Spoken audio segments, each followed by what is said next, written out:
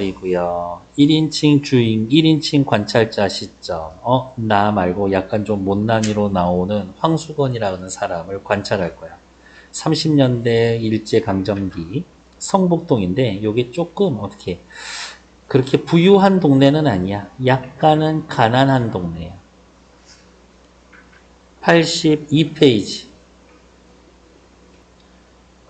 세상에 적응하지 못하고 밀려난 못난이의 삶에 대한 연민. 요게 중요해요. 연민. 사실 저는 그렇게 연민이 막 가는 것 같지는 않은데 동정과 연민의 시선으로 인물을 바라보는 1인칭 관찰자. 인물의 이 성격을 보여주는 일화를 나열한다. 에피소드. 배경을 통해 달밤. 여운 있는 결말을 형성해 줍니다. 이제 왼쪽으로 보시죠. 밑에 전체 줄거리 먼저 보러 갈까? 성북동으로 이사온 나는 서술자. 우둔하고 천진한 황수건을 만나게 됩니다. 중심인물. 삼산학교 급사로 일하다 쫓겨난 그는 형님의 집에 얹혀 살면서 신문 보조 배달원으로 일하고 있다. 그래서 얘 꿈은 신문 그냥 배달부야. 원 배달부. 일정 지역을 담당하는 배달부가 되는 게 소원이야. 나는 그와 가깝게 지내면서 여러 가지 실속 없는 참견을 하기도 한다. 가족들은 얘기해. 아니, 그럼 모질이 왜 이렇게 대꾸해주고 있어. 이렇게 아내가 얘기해. 보조 배달원 자리마저 잘리고 나는 그에게 장사 미천으로 3원을 준다. 참외 장사한다 그랬거든. 한동안 그의 모습은 보이지 않고 장사 실패하고 아내마저 달아나고 어느 날 달밤 서툰 노래에 부르며 지나가는 그의 모습을 보고 있습니다. 너무 슬프다. 밑에 서술자의 태도와 그 효과는 조금 있다 할 거고요. 2번 먼저 볼게요. 일제강점기 시대적 고통을 암시적으로 보여줍니다. 순진하고 천진한 인물이 살아갈 수 없는 세태에 대한 문제제기. 모자란다고 배척하지 않는 인간적 사회에 대한 소망을 보여줍니다. 나는 1인칭 관찰자. 황수건과의 첫 만남에서 그가 못난인 거를 안다. 황수건 중심인물. 즉 내가 황수건이 관찰한 이야기네. 황수건은 똑똑하지 못해서 학교의 급사나 신문 보조 배달원 자리에서 쫓겨나지만 그와 가깝게 지내며 말벗이 되어줍니다. 나는 황수건이의 애정이 있어. 어느 날 그는 천연두예요. 천연두 주사를 맞으면 근력이 떨어진다라는 자신의 생각을 이야기하러 나에게 찾아오는데 사실은 근거가 없어. 그렇게 용한 생각을 하고 나에게 일러와 줬으니 아주 고맙소. 황수건이에 대해서 애정이 있으니까 저런 쓸데없는 소리 하는 것도 그냥 받아주는 거지. 예방주사 맞으면 근력이 떨어져요. 이 얘기를 하는데 그걸 누가 믿어. 그는 좋아서 벙긋거리며 머리를 긁었다. 기분이 좋아졌습니다. 요 정도면 간접 제시지. 그래, 삼산학교에 다시 들어가기를 기다리고 있소? 물으니 그는 돈만 있으면 누가 그거 고가 있고 잔심부름이 합니까? 미천만 있으면 삼산학교 앞에 가서 버젓이 장사할 텐데요. 돈 좀 있으면 저 장사할 거예요. 무슨 장사? 방학 될 때까지는 참외 장사하고요. 가을에서는 군밤 장사, 외떡 장사, 습자지, 도화지 장사 막 합죠. 삼산학교 학생들이 저를 얼마나 좋아하게요. 사실은 좋아하지 않아. 모자라서 놀리는 거지. 저를 선생보다 낫게 치는데쇼 라고 한다. 장사만 하면 거래처가 많아요. 애들이 와서 물건 엄청 사줄 거예요. 자신감에 넘쳐. 나는 그날 그에게 돈 3원을 주었다. 이 3원은 황수건이에 대한 나의 애정을 드러내주는 소재지. 그의 말대로 삼산학교 앞에 가서 버젓이 참외 장사라도 해보고 돈이 남지 못하면 돌려주지 않아도 좋다고 했다. 우와, 그냥 돈 줘. 진짜 황수건이에 대해 애정이 있어. 3원에 덩실덩실 춤추다시피 뛰어나갔다. 이튿날 선생님 잡수시라고쇼 하며 나 없을 때 참외 3개를 두고 갔다. 이거는 누구? 나에 대한 황수건이의 감사. 황수건이의 애정 표현인 거지. 나에 대한. 그리고는 온 여름 동안 그는 우리 집에 얼씬하지도 않았다. 왠지 어떻게 망한 듯. 참외 장사를 해보긴 했는데 장마가 들어서 미천만 까먹고 그보다 더 놀라운 소식은 그의 아내가 달아났다라는 것이다. 충격적이다. 저희들끼리 수건이랑 아내의 금슬은 괜찮았지만 부부 사이는 괜찮았어. 동서가 못살게 굴어서 달아난 거라고 했다. 수건이가 있고요. 수건이의 아내가 있을 거고 수건이의 형이 있어. 형도 아내가 있겠지. 이 형의 아내가 수건이 아내를 엄청 괴롭혔나 봐요. 이렇게. 그래서 못 견뎌서 집 나갔어. 이렇게. 그리고 남편만 남 같으면 모자라지 않고 그냥 평범하기만 했으면 따로 살림나는 날이라도 기다리고 살 것일 텐데 평생 동서 밑에서 살아야 할 신세를 생각하고 달아난 거라고 했다. 그런데 요 며칠 전이었다. 밤인데 한 달 만에 수건이가 우리 집에 찾아왔다. 웬 포도를 큰 거 대여섯 송이를, 이게 좀 수상한데 종이에 싸지도 않고 맨손에 들고 돌아왔다. 포도는 뭘까? 포도 체크. 선생님 잡수라고 사왔었죠. 돈이 어디서 나서? 그때였다.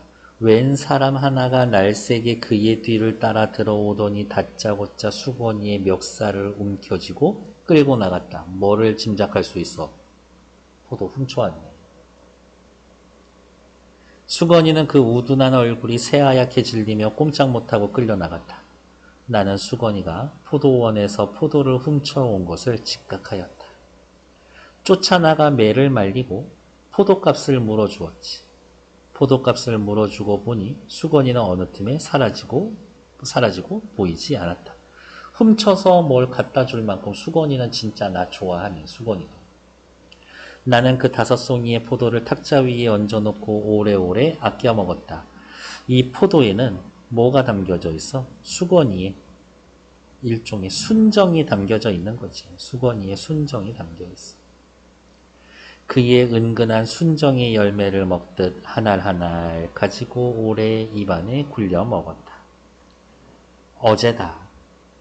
사대문 안으로 들어가는데 늦어서 불빛 없는 성북동 길 위에 밝은 달빛이 비단을 깐 듯 했었다. 여기서부터라 할까? 여기서부터. 비단 깁을 깐 것 같았다. 여기까지 배경 묘사를 해주고 있죠. 달빛이 은은하게 비춰주고 있어요. 포도원께에서 올라오니까 누가 말지도 못한 목소리로 사케와 나미다까 다케이니까 술은 눈물입니까 빗물입니까? 일본어 노래야. 부르며 큰 길이 좁다라는 듯이 휘적휘적 내려왔다. 수건이 같았다. 수건인가? 아는 체 하려다가 그가 나를 보면 무안해할 일이 있을 것 같아서 첫 번째 3회차라고 3원 줬던 거. 두 번째, 포도 훔쳐왔었던 포도 사건. 그거를 생각하면서 획길 아래로 나무 그늘에 몸을 감추었다. 배려해주는 거지. 수건이 지가 괜찮아지면 나 찾아오겠지. 그는 길도 보이지 않고 달만 쳐다보며 노래는 이 이상은 외우지는 못하는 듯 첫 줄 한 줄만 되풀이하면서 전에도 본 적 없는 담배를 뻑뻑 빨면서 지나갔다. 달빛은 그에게도 유감인 듯했다. 수건이처럼 모자란 애들은 좀 살기가 힘들구나. 이야기. 옆에 서술자의 태도와 그 효가 볼게요.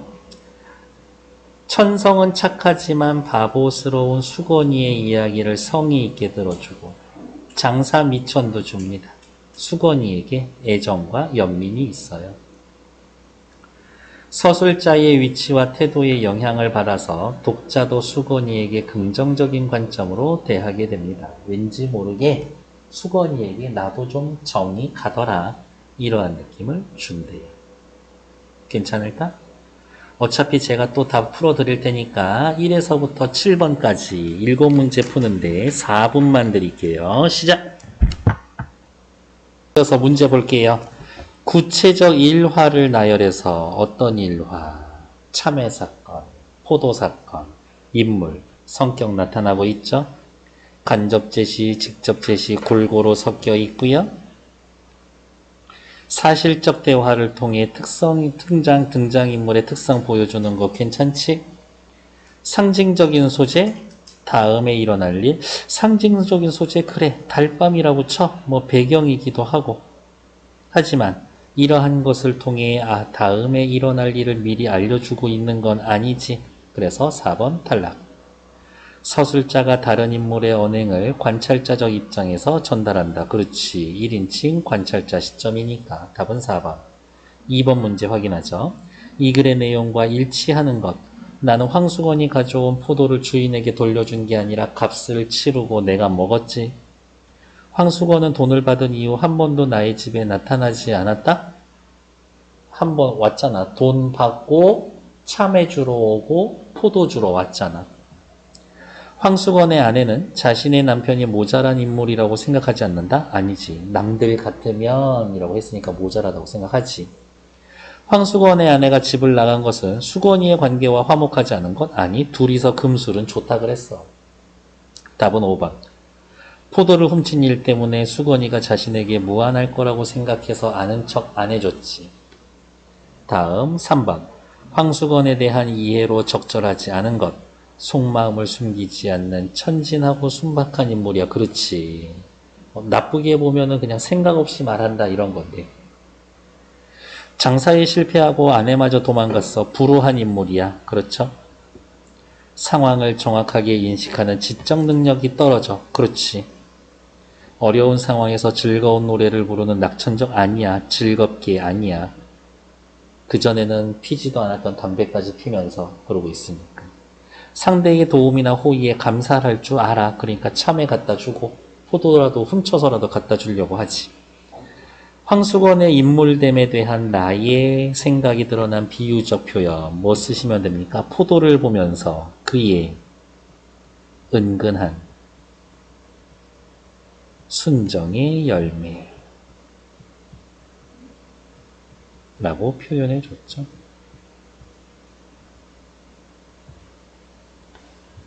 (5번) 문제 확인하러 갈게요. 1930년대 성북동은 사대문 안에 들어갈 수 없는 최저 빈민층이 살던 곳. 이곳에 거주했던 이태주는 빈민층에 소외된 삶에 특별한 애정이 있다. 달밤 역시 이러한 작가가 황수건에 대해 서술자의 호의적인 태도로 나타나 있습니다. 기억. 그렇게 용한 생각을 하고 일러와 주니 아주 고맙소. 호의가 있지. 기억 들어가야 돼. 니은. 그리고 온 여름 동안 우리 집에 얼씬하지 않았다. 뭐 애정이 있어서 이런 표현에 안 하지. 니은 들어가면 안 돼. 디귿.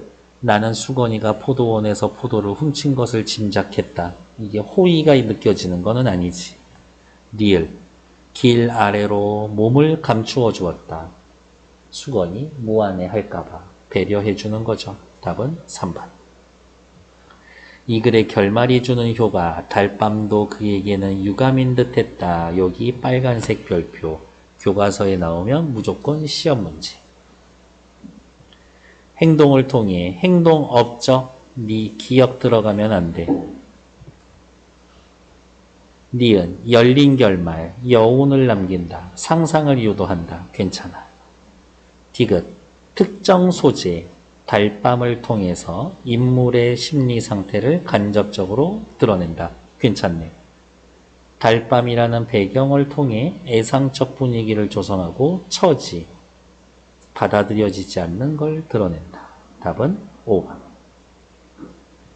다음 서사갈래. 서사갈래라면 뭐예요? 제일 대표적인 게 소설이고, 서사갈래라고 또 이야기를 하면 뭐가 꼭 있어야 돼? 인물, 사건, 배경 이렇게 세 가지가 꼭 갖춰져 있어야 한다. 황수건의 일화처럼 꾸며진 실제 있을 법한 이야기, 개연성 있는 이야기를 허구적으로 꾸며낸다. 맞지? 황수건나 포도원 주인 등 다양한 인물들이 엮어내는 사건을 서술한다. 맞죠? 황수건, 성북동, 포도 훔치기, 어머, 인물, 성북동, 배경, 포도 훔치기, 사건으로 구성되어 있습니다. 그렇지. 소외된 인물인 황수건을 통해 작가가 드러내고자 하는 삶의 진실에 주목해야 한다. 그렇죠. 이 주제가 뭘 상징하나? 황수건과 같은 인물에 대한 시각 차이를 만들어내는데 서술자의 존재 여부가 그럴 리가. 소설에선 서술자 찾는 게 무조건 중요하지. 그것 가지고 한 문제 낼 수 있는 건데 시점 서술자는 꼭 확인해 둬라. 일단 정치.